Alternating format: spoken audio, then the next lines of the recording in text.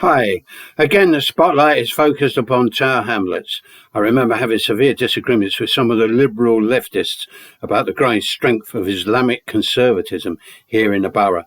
Having lived here for 30 years in the midst of the Muslim community and being a keen observer, the main thread of the discussion was, from my perspective, that secular liberal Islam was insignificant here, that the conservative, reactionary versions had gained supremacy locally. And a couple of days after these disagreements, which occurred outside the town hall last Wednesday, a perfect illustration of my argument that things are going backwards, came with the East London Mosque's organised, inclusive charity run in Victoria Park, where it was decided to exclude all women and girls unless under the age of 12 from participating, a prime example of the sexual and social apartheid sweeping the area. The decision was made, apparently, to uphold modesty, something that the men are not expected to exercise.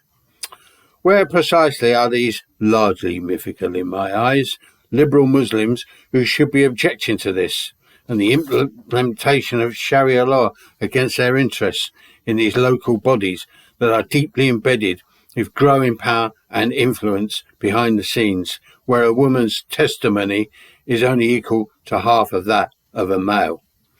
The liberal left, of course, are completely silent on the matter, along with other cultural practices that are reasserting themselves when for a while it did seem that they were going out of fashion, but are now back with a vengeance. All this has added to the propaganda of the populists and ultra-right, who wish, along with certain jihadist elements, and fervently desire a religious civil war for their own twisted ends. And to think that Wednesday night the local council officially designated the Pink Ladies as extreme right, to the rapturous cheers of the assembled liberal lefties outside the town hall.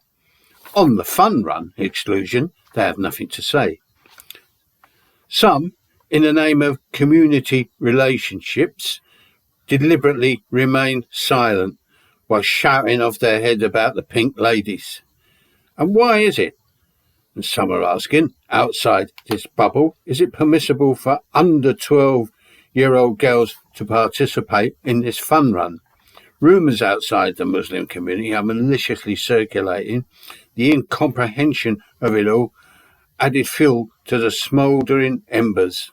Christianity, Islam, all organised religion is a perverted, authoritarian bane of humanity. Away with a lot of it. Bye.